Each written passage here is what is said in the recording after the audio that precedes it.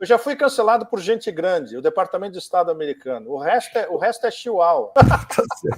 Eles perderam 27 milhões de soviéticos na Grande Guerra Patriótica. Eles sabem o que é sofrer, eles sabem o que é famílias deslaceradas, eles têm uma capacidade de resistência absolutamente inimaginável para esse Ocidente bling-bling, Louis Vuitton. E não é assim que funciona.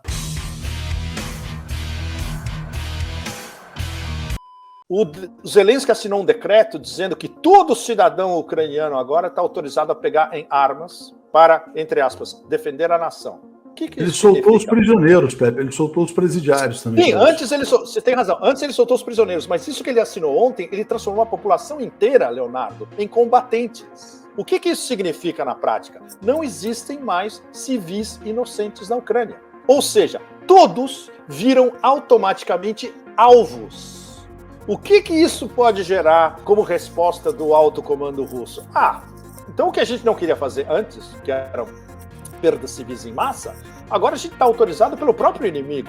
São todos combatentes, a gente pode limpar essas áreas urbanas que estão cercadas no momento. Por exemplo, Kiev está cercada, Mariupol cercada, Kharkov cercada. Eles podem, vamos soltar o desinfetante agora pesado. Quem tiver no meio...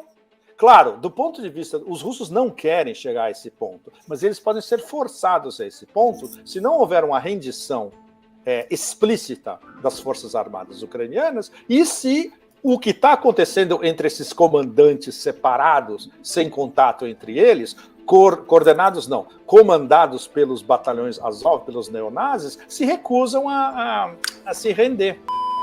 A BlackRock, a Vanguard e a State Street. Entre elas três, elas acionam tudo que é importante. E ações cruzadas, né? Desse ponto de vista, o cara mais importante do mundo é o Larry Fink, o CEO da BlackRock. Não tem ninguém mais importante que esse cara. Ele gere trilhões de dólares, que é justamente o que eles estão pensando agora. Se essa crise foge de controle e dá um misto de hiperinflação nos Estados Unidos, de crise do petróleo infinitamente superior à crise de 1973. Crise de, de alimentação. Tudo isso junto. O perfect storm. Né? E aí desaba a pirâmide de derivativos, que é o que segura, entre aspas, o sistema financeiro internacional. Todos eles vão para o buraco ao mesmo tempo. O Jamie Dimon está preocupado com isso. JP Morgan.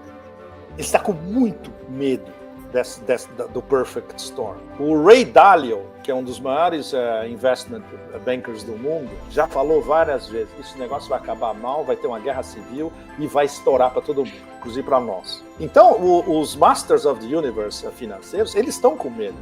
Outra coisa super importante para vocês todos, eles não estão a bordo dessas sanções indiscriminadas, porque eles sabem do blowback. O JP Morgan, eles acham um absurdo disso. Eles estão botando pressão em cima dos democratas. Escuta, segura, não é por aí. Vocês vão assassinar a nossa economia também.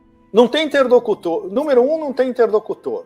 Número 2, a guerra podia acabar agora com um telefonema do Zelensky. Um telefonema, é o que basta. Que é justamente isso que os americanos estão impedindo de qualquer maneira. Ele não pode se render de qualquer maneira, porque aí o plano A americano, que é a guerrilha a longo prazo, desaba. Então o que vai acontecer? Os russos vão perder a paciência no meio desse processo nas próximas semanas e soltar uma ofensiva pesada? É uma possibilidade, mas eles não querem vítimas civis.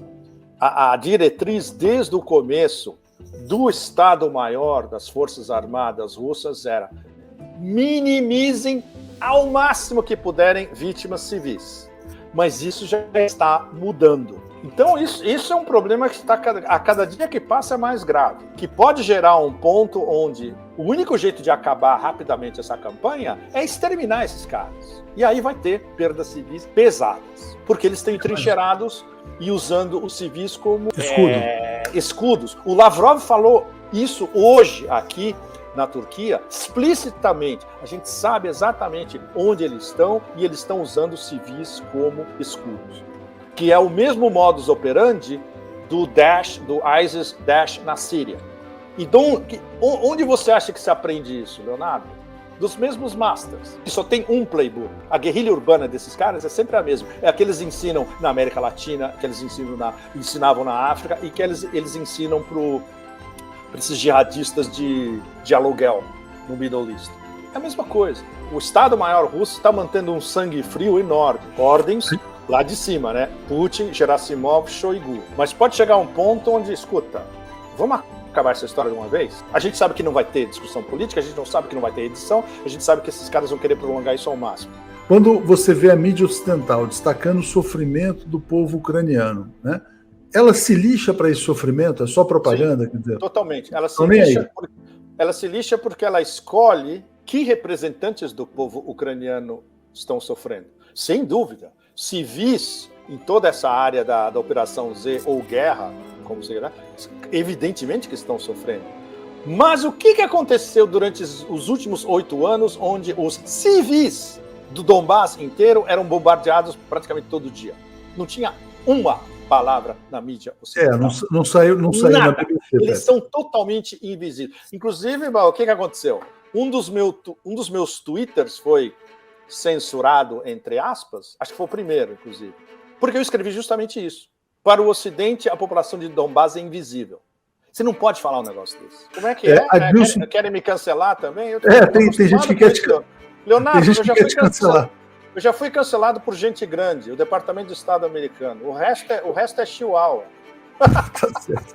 O Adilson está dizendo, há alguma possibilidade da Rússia anexar a Ucrânia integralmente? Não há esse desejo, né, Pepe?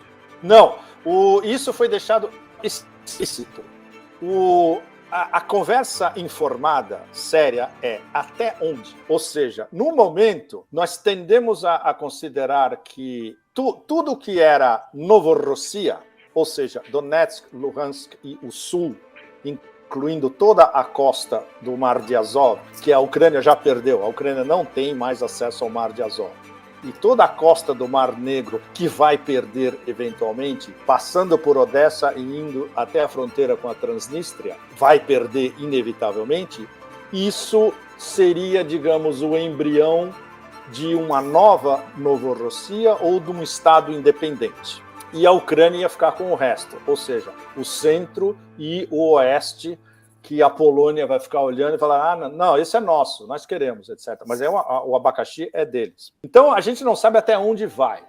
E justamente o Putin e a liderança russa, eles deixaram no ar até onde acaba a desmilitarização e denazificação, e especialmente até onde vão as fronteiras desse novo território, que seria o embrião da Novorossia. Não perca. Tá. Olha, o The Saker, vocês têm que ler todo dia, porque tem não só os updates do terreno, como entre ontem e hoje eles publicaram um texto absolutamente extraordinário, que eu botei o link na minha coluna que vai sair, inclusive. É de um militar russo no terreno, explicando não só o grande, o big picture da Operação Z, o que ela significa. Moon of Alabama também. E o Moon of Alabama tem provavelmente a melhor seção de comentários políticos da internet inteira. E entre analistas, super importante, tem o Gilbert Doctorow, que é às vezes difícil de achar, ele escreve menos, mas é excelente. A última matéria dele, muito importante. No meu Telegram tem um link. Então, esses eu recomendo seriamente para vocês, para realmente o antídoto de todo o lixo da mídia otanistão. Bruno perguntou sobre guerrilha urbana, né? Eu acho que tem a ver com essa questão do jihad nazi que você falou. A nazi internacional. Isso. Exatamente. O Alexandre perguntou sobre o que significa.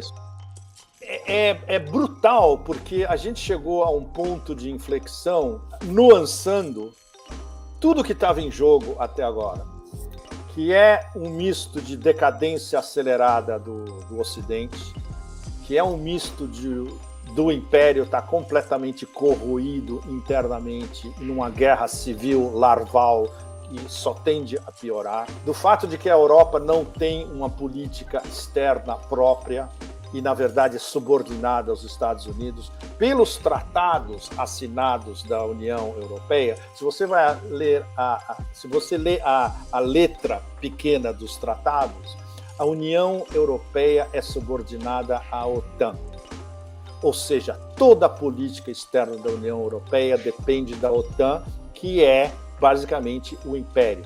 Ninguém tem voz na OTAN como o Império. O Império mostra para os partners da OTAN qual é o caminho a seguir, o que tem que falar e o que tem que fazer.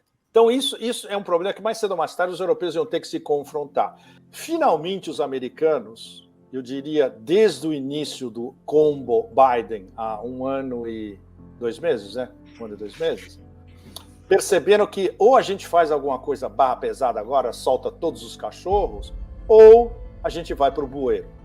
Porque aí não é só... Aí é Rússia, China, integração euroasiática. É o fato deles terem percebido, talvez percebido, mas não em detalhes, de que eles estão sendo expulsos paulatinamente em diversos movimentos chaves da Eurásia inteira. E aí a gente está falando basicamente da Turquia até a Sibéria. Vai sobrar algumas, como é que chama? Alguns núcleozinhos. Japão, que continua sendo uma colônia. Coreia do Sul, em parte, pelo menos metade, continua sendo uma colônia e agora acabaram de eleger um presidente anti-China, hiperconservador, pró-americano. Vai dar merda. Vai dar merda, Leonardo. Boa, excelente observação. E Singapura, que é basicamente um porta-aviões americano ocidental no meio do sudeste da Ásia, ao lado de 2 gigantes muçulmanos, Malásia e Indonésia. Então isso daí vai sobrar para o americano. Seria, digamos, os equivalentes não, os anexos do Otanistão, né? Mas, quando a gente olha da Turquia até a Sibéria e tudo no meio, quando você vê a Eurásia, o grosso da Eurásia, é outra coisa, é outro mundo e já está numa nova lógica e no novo paradigma há anos. Ou seja, os que não estão totalmente acoplados, como a Turquia, que tem uma posição extremamente complicada, aqui é o meio dessa história toda. Aqui é como se a cortina de ferro passasse aqui pelo meio da Turquia. Porque a Turquia é membro da OTAN, ainda tem uma veleidade de uma relação mais próxima com a Europa, e ao mesmo tempo ela tem que jogar o seu carro, a sua manada de bois de desenvolvimento na integração da Eurásia, que são todos os vizinhos aqui ao leste da Turquia. Então, você vê Irã, Índia, Paquistão, China, Rússia, Cazaquistão, os outros stands da Ásia Central, o Afeganistão que está sendo incorporado aos poucos, o futuro é o comércio, e Azerbaijão no Cáucaso, o futuro é entre eles, o futuro como é que chama? Essa integração cada vez mais paulatina, organizada, conduzida por um projeto larger than life mesmo, que é as novas rotas da seda, mas também com o projeto russo, que, como ele foi codificado, inclusive pelo Sergei Karaganov, que a gente discutiu na nossa live anterior, que fez esse texto sensacional falando de como vai ser a política externa da Rússia, como vai ser a integração daqui para frente, chama-se Greater Eurasia Partnership, a grande parceria euroasiática. E os dois projetos se entrecruzam. As novas rotas da seda e a grande parceria euroasiática se entrecruzam. Tem um dos condutores que é muito mais forte economicamente, sem dúvida nenhuma, a grande potência econômica global, a China, e o outro que é disparado a maior potência militar do planeta, inalcançável pelos americanos. E isso vocês leem nos 3 livros do Martyanov detalhado, a Rússia. Ou seja, quando o Washington percebeu que isso era um processo irreversível, vamos soltar todos os cachorros. Qual é o único cachorro de peso que eles têm? Eles vão entrar numa guerra contra a China antes mesmo da reintegração de Taiwan com a China, que é algo que vai acontecer inevitavelmente? Não. A Rússia, na cabeça dos ideólogos neocons e humanitário-imperialistas americanos, é um alvo mais fácil. na cabeça deles, isso eu reproduzo o que eles dizem, eu ouvi deles face a face vários falarem a mesma coisa. É um posto de gasolina com mísseis. Óbvio, não fizeram o dever de casa, não sabem como funciona a estratificação do produto interno bruto russo, não sabem que o budget russo de armamentos é 10% do americano, às vezes nem chega a isso, não sabem que de todo o know-how acumulado em ciência, tecnologia, engenharia russa desde a época soviética, não sabe que os russos estavam à frente da corrida espacial americana nos anos 50 e dos mísseis. Esses mísseis hipersônicos, o embrião do desenvolvimento desses mísseis hipersônicos é o que eles estavam fazendo nos anos 70. Ou seja, esses caras não sabem nada disso. Mas eles achavam que, ok, então vamos acelerar o nosso projeto Ucrânia, que é usar a Ucrânia como um peão para desestabilizar a Rússia. E a provocação chegou ao ponto que, na cabeça deles, é o que eles queriam. Vamos dar à Rússia mais um Vietnã. Ou seja, porque, voltando ao começo da nossa conversa, né, Leonardo? Por que eles estão usando o mesmo playbook da CIA contra a Jihad no Afeganistão nos anos 80? Porque é o único que eles têm. Porque eles acham que eles ganharam naquela vez. Com condições completamente diferentes. Que eram a desagregação da União Soviética, que era uma super extensão soviética, porque eles não queriam a guerra no Afeganistão, porque, como é que chama, brigas na cúpula, Brezhnev, Andropov, tudo isso. Bom, é outra história, a gente sabe. O veredito é que, basicamente, a Rússia saiu do Afeganistão, mas não deixou o Afeganistão em caos. Ela saiu do Afeganistão, deixou o Afeganistão com um governo funcional que ainda durou 3 anos depois que eles foram embora, e aí depois começou uma guerra de intra-afegã, que aí desembocou nos talibãs mais tarde. Mas quando a Rússia saiu do Afeganistão, foi uma saída ordenada e deixando um governo no lugar, funcionando. Os americanos acham que eles não só ganharam a guerra contra a Rússia no Afeganistão nos anos 80, como o mecanismo que eles empregaram, inventado pelo Brzezinski, a Jihad, funcionou. O que eles estão fazendo agora? Eles estão fazendo uma nazi-jihad. Ou seja, eles estão usando uma internacional nazista ou neonazi de Essa vários expressão países. É muito boa, hein, Pepe? Montada na Polônia, exatamente, e usando nazi-jihadis, que são esses caras do ISIS, e do Jabhat al-Nusra, que estão em Idlib, entre esses os que chegaram 2 dias atrás na Ucrânia, para montar uma nazi internacional. A Jihad. Tem uma pergunta aqui até sobre o Kolomoisky, o patrono do Zelensky. Ele é um financiador dessa nazi Jihad também, Pepe? Indiretamente sim, Leon. Indiretamente sim, claro. Indiretamente, sim. O principal é o líder do Azov e outros oligarcas que ficam na sombra. Além, evidentemente, de gangues ucranianos. A Ucrânia é um estado falido com um monte de gangues. É como se fosse uma Líbia eslava, basicamente.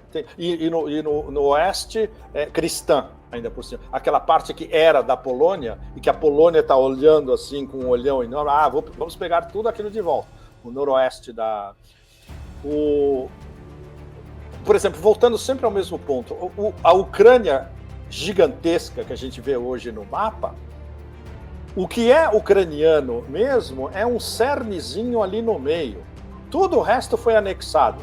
Foi anexado pela Catarina Grande, foi anexado pelo Lenin, foi anexado pelo Stalin e foi anexado pelo Khrushchev, Crimeia. Ou seja, nada daquilo pertence à Ucrânia, à terra ucraniana original.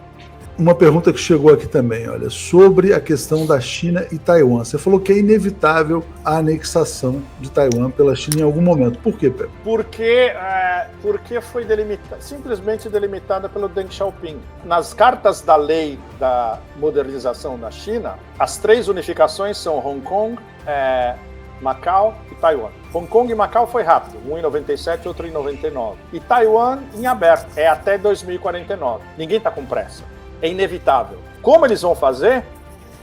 O que a gente sabe com certeza é que vai ser pacífico. a menos que eles sejam provocados pelos Estados Unidos interferindo diretamente dentro de Taiwan. Aí é uma guerra. Aí a guerra vai ser contra os Estados Unidos, não contra Taiwan. Por isso que eles entenderam. Veja bem, isso nos leva a um ponto muito importante. Por que os chineses entenderam o que a Rússia está fazendo com Donbass e com a Ucrânia?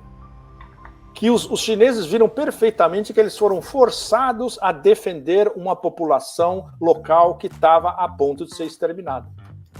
E aí uma pergunta, o Dugin faz a cabeça do Putin mesmo, não faz? Não. É um assessor, não é? Qual que é a do Dugin? Bom, vou deixar bem claro desde o começo. Somos amigos, nos encontramos. Quando eu vou a Moscou, eu vou no escritório do Dugin, que está perto do meu hotel. Quando ele não está, eu falo com a filha dele, a Dária, que é bárbara, e ela me põe a par de tudo que acontece. Isso não quer dizer que eu seja um duguinista, ou que eu siga o Dugin. É outra história completamente diferente. Tem muitas coisas... Por exemplo, eu considero o Dugin melhor filósofo do que cientista político. Ao mesmo tempo, quando ele faz uma análise mais abrangente de um tema geopolítico específico, sem entrar, por exemplo, em alguma digressão filosófica, ele acerta em cima. E, às vezes, é um pouco reducionista, porque, na minha opinião, ele não leva em consideração o X da questão, que é a financialização e como a financialização ocidental controla o fluxo da economia mundial. Ou seja, ele precisava fazer uma crítica do turbocapitalismo.